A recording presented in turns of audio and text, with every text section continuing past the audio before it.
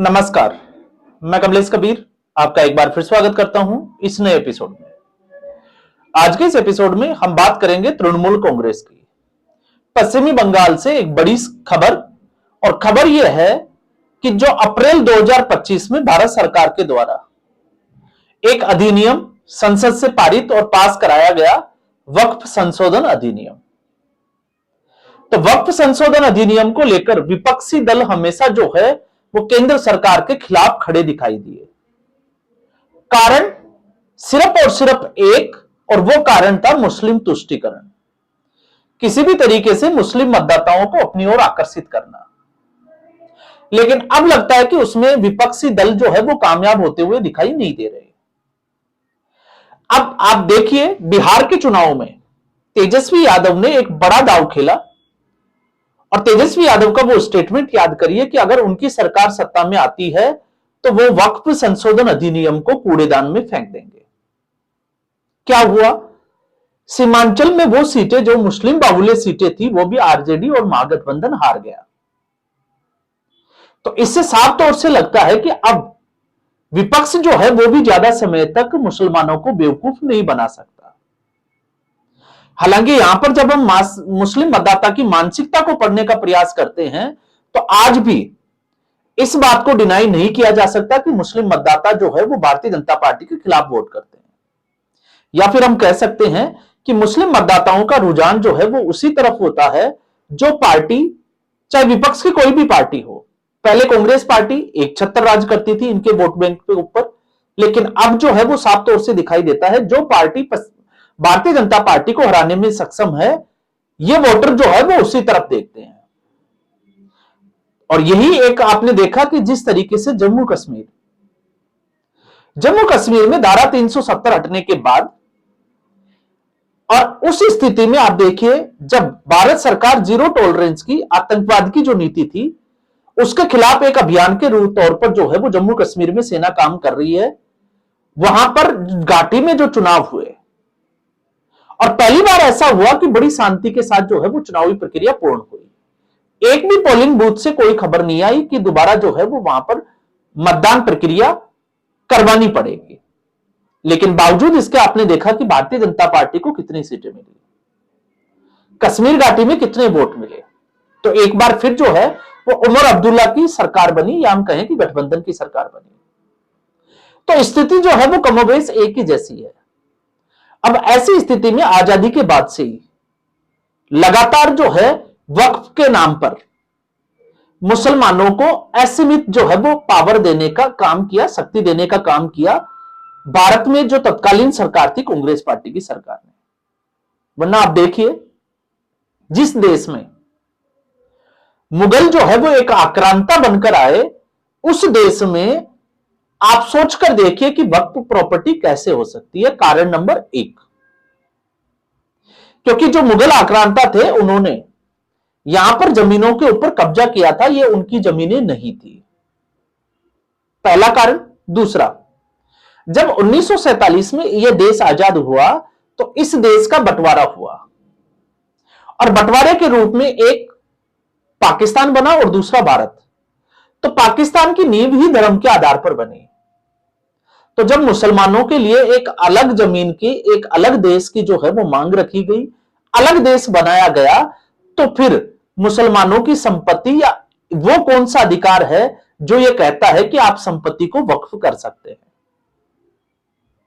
क्या कोई हिंदू आज अगर पाकिस्तान की बात करें, जो पाकिस्तान से जब बंटवारा हुआ वो इस तरफ आ गया, तो क्या आज वो दावा कर सकता है कि उसकी संपत्ति जो है वो पाकिस्तान में है?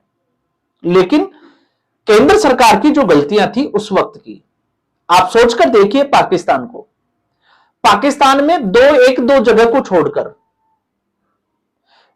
जिस तरीके से अगर आप देखोगे, जैसे हिंगलाज मंदिर हो गया, इसके अलावा जो है वो और भी, और उससे भी बड़ी बात यह है कि तक्षशिला जो आज रावलपिंडी बनकर रह गया, तो उनको मिटा दिया गया। क्यों मिटा दिया गया? क्योंकि इस तरीके का कोई भी एक संस्था, निजी संस्था का निर्माण पाकिस्तान ने नहीं किया। ऐसी संपत्ति को सरकार ने अपनी एक अथॉरिटी बनाकर उसके अंडर रखा गया। लेकिन भारत सरकार ने ऐसा नहीं करके एक निजी संस्था, एक प्राइवेट संस्था जिसको हम कह सकते हैं कि वक्फ, उसको अनलिमिटेड पावर देने का काम किया। और ये जब 50-60 के दशक में अगर हम बात करें तब, और उसके बाद में 1995 में और ज्यादा अधिकार दे दिए गए, और 2013 में तो एक जो है जिसको हम कहें कि लिमिट से बाहर जाकर पावर इसको दी गई वक्फ को। और स्थिति यह हो गई कि 2013 के बाद से अचानक से जो है वो देश में वक्फ संपत्तियों में इजाफा होने लग गया। कारण क्या था?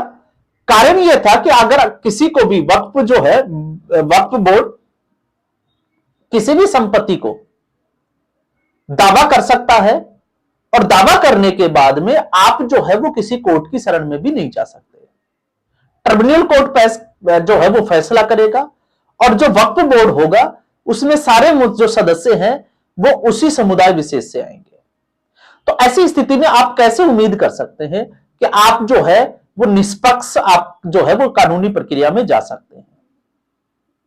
और हुआ ये कि धर्म के नाम पर, वक्फ के नाम पर जो है वो अतिक्रमण किया गया, और उसी का एक नतीजा था कि आज जो है वो संसद भवन को, दिल्ली हाई कोर्ट की हम बात कर सकते हैं, सुप्रीम कोर्ट, और प्रयागराज में जहां महाकुंभ हुआ उस जगह को भी वक्फ ने यह कह दिया कि यह संपत्ति वक्फ की है। तो समस्या जो है वो विकट थी, और यह सिर्फ और सिर्फ किस लिए हुआ? मुस्लिम तुष्टीकरण के लिए। और किस तरीके से हुआ आज आप देखिए। ताजा उदाहरण, जम्मू कश्मीर में जो वैष्णो देवी, जिसको हम कहें कि वैष्णो देवी मंदिर ट्रस्ट, उसकी तरफ से एक मेडिकल कॉलेज, तो पैसा जो है वो हिंदुओं के मंदिर का, उससे एक मेडिकल कॉलेज चलाई जा रही है, लेकिन उसमें सबसे ज्यादा जो है वो अल्पसंख्यकों के लिए सीटें रखी गई है। तो क्या किसी मस्जिद के पैसे से या किसी चर्च के पैसे से ऐसा किया गया? जबकि आप इसके उलट जो है वो 2009 का आरटीआई एक्ट देखिए, RT act, right to education. अगर आप उसमें जाके देखोगे तो आपको समझ में आएगा कि किस तरीके से मिशनरीज के स्कूल हो या फिर मदरसे हो, अल्पसंख्यक समुदाय के जितने भी जो निजी शिक्षण संस्थान थे उनको आरटीई एक्ट से बाहर रखा गया। और आरटीई एक्ट में जो हिंदू समुदाय विशेष से जो शिक्षण संस्थान थे उनमें 25% सीटें जो है वो इनके लिए आरक्षित कर दी। मजबूरन जो है वो बाकी लोगों के ऊपर या बाकी बच्चों के ऊपर जो है वो फीस का अतिरिक्त भार पड़ा, और एक नौबत ऐसी आ गई कि या तो वो कन्वर्ट हो गए, या तो उन्होंने धर्मांतरण कर लिया, या फिर उनके स्कूल जो है वो बंद करने की नौबत तक आ गई। और दूसरी तरफ जो है वो चाहे मुस्लिम समुदाय के हो या मिशनरीज के, वो शिक्षण संस्थान जो है वो फल फूल रहे हैं। तो ये सारा जो है वो खेल आपको समझ में आएगा। केंद्र सरकार को लगा कि अब जो है वो इसकी इंतहा, एक लिमिट जो है वो बाहर क्रॉस कर चुकी है। तो ऐसी स्थिति में अप्रैल में आपको पता ही होगा 6 महीने के जेपीसी में इस बिल को भेजा गया, वक्फ संशोधन बिल को, और फिर उसके बाद में संसद से इसको पारित किया गया। और इसका मुख्य उद्देश्य क्या था? ट्रांसपेरेंसी। जो भी वक्फ की संपत्तियां हैं उनको ऑनलाइन उम्मीद पोर्टल के ऊपर उनका डेटाबेस जो है वो डाला जाएगा। दूसरा, किसी भी व्यक्ति को जबरन जो है वो धर्मांतरण करा के या किसी भी तरीके से उसकी संपत्ति का, जिस तरीके से वक्फ को दान किया जाता था, तो उस पर रोक लगाने के लिए वक्फ संशोधन बिल में, अधिनियम में यह किया गया कि कम से कम उसको जो है वो 5 साल उस धर्म के, या हम कहें कि उस धर्म में धर्मांतरण किए हुए होने चाहिए। इसके अलावा अगर कोई यतीम है या कोई विधवा है तो आप उसकी संपत्ति को जबरन जो है वो वक्फ नहीं कर सकते। और जो वक्फ बोर्ड था उसमें 3 जो है वो कम से कम गैर मुस्लिम सदस्य होंगे। और एक और उसमें प्रावधान किया गया था, अगर आपको पता हो, कि आप अगर इससे जो है वो असंतुष्ट है और आपको लगता है कि आपकी जमीन जो जगह है, जमीन है, उसके ऊपर जबरदस्ती कब्जा किया जा रहा है, अतिक्रमण किया जा रहा है, तो आप ट्रिब्यूनल के बजाय जो है वो हाई कोर्ट में उसको चुनौती दे सकते हैं। तो संसद से बिल पारित हुआ, और बिल पारित होने के बाद क्योंकि विपक्ष जो है वो उस वक्त वक्फ के साथ खड़ा था, और आपको पता होगा संसद से लेकर और लगातार जो है वो संसद के जो सत्र था, मानसून सत्र, उसमें इसका विरोध किया गया। मामला सुप्रीम कोर्ट में गया, लेकिन सुप्रीम कोर्ट ने संतुलन बनाए रखते हुए 2 फैसलों पर रोक लगाई, लेकिन संसद के संवैधानिक प्रक्रिया से पास इस बिल के ऊपर रोक नहीं लगाई। और 2 चीजें कौन सी थी? एक 5 साल वाला, और दूसरा गैर मुस्लिम सदस्यों का, इन दो के ऊपर जो है वो रोक लगाई और उसके बाद जो है वो एज इट इज इस प्रक्रिया को रखा गया, लेकिन उस वक्त इसके लिए 6 महीने का टाइम दिया गया। तो ऐसी स्थिति में अब 6 दिसंबर जो है वो इसकी लास्ट डेट है। तो 6 दिसंबर तक सभी राज्यों को अपनी अपनी जहां की संपत्ति है, वहां के माइनॉरिटी जो डिपार्टमेंट है, मिनिस्ट्री है, उसको जो रिपोर्ट है वो उम्मीद पोर्टल पे डालनी पड़ेगी। अब पश्चिमी बंगाल में अब तक जो है वो ममता बनर्जी इसका विरोध करती रही, लेकिन बावजूद विरोध के आपने देखा कि ना तो एसआईआर की प्रक्रिया के ऊपर विपक्ष जो है वो सुप्रीम कोर्ट से रोक लगवा सका, चाहे वो बिहार की बात हो या फिर पश्चिमी बंगाल की। उलट इसके पश्चिमी बंगाल में आपने देखा कि स्थिति यह बनी हुई है कि एसआईआर की प्रक्रिया के नाम से ही बांग्लादेशी घुसपैठिए बंगाल छोड़कर बांग्लादेश भाग रहे हैं। तो एक बड़ा वोट बैंक, और उन सबके पास जो है वो रिपोर्ट्स जो आ रही है कि उनके पास जो है वो आधार कार्ड है, राशन कार्ड है, बैंक खाते हैं और सरकारी योजनाओं के लाभ भी ले रहे हैं, और कुछ तो जो है वो 2 से 3 बार वोट भी दे चुके हैं। लेकिन फिर भी बावजूद इसके जो है वो बांग्लादेश भागने को मजबूर है। कारण क्या है? कारण सिर्फ इतना ही है क्योंकि ये सरकारी योजनाओं का लाभ ले रहे हैं और उनको पता है कि अगर ये पकड़ में आ जाएंगे तो इनकी सरकारी योजनाएं बंद हो जाएगी, इनके खाते जो है वो फ्रीज हो जाएंगे। तो ये इस वक्त एसआईआर की प्रक्रिया के दौरान बांग्लादेश जाना चाहते हैं और उसके बाद ये वापस जो है वो घुसपैठ करने का प्रयास जरूर करेंगे। लेकिन इतना जरूर तय है कि इससे ममता बनर्जी की जो जमीन है, एक वोट बैंक की जो जमीन है, वो लगातार खिसकती जा रही है। तो यह एक बड़ा डेवलपमेंट जो है वो पश्चिमी बंगाल से हुआ है, और एसआईआर में सुप्रीम कोर्ट की कड़ी फटकार के बाद में अब जो है वो टीएमसी की जो सरकार है, ममता बनर्जी की सरकार, उसने अपने माइनॉरिटी जो डिपार्टमेंट है, मिनिस्ट्री है, उसको साफ तौर से ऑर्डर दिया है कि 6 दिसंबर तक किसी भी हालत में, किसी भी सूरत में जो है वक्फ की जो संपत्ति है, और लगभग जो है वो 8063 ऐसी संपत्तियां हैं जिनको पोर्टल पे डाला जाना है। और यहां तक कि आप देखिए कि संबंधित मिनिस्टर जो है वो ये कह चुके हैं कि ऐसा कर पाना 6 दिसंबर तक असंभव है, तो ममता बनर्जी प्रधानमंत्री को खत लिखे और इसके टाइम पीरियड को एक्सटेंड करा सके।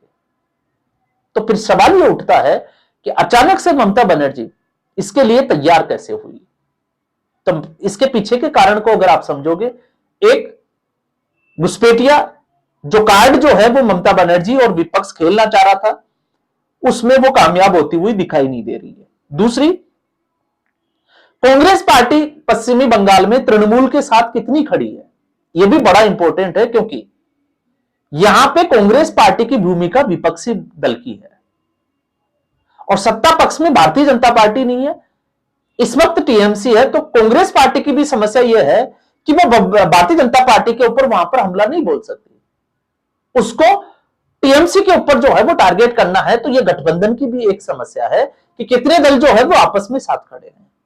और तीसरा, मुस्लिम मतदाता, जो एक घुसपैठिया मतदाता जिसको हम कह सकते हैं, वो जा रहा है और हिंदू जाग रहा है। यह भी एक बड़ी समस्या जो है वो ममता बनर्जी के लिए आने वाले समय में साफ तौर से दिखाई दे रही है।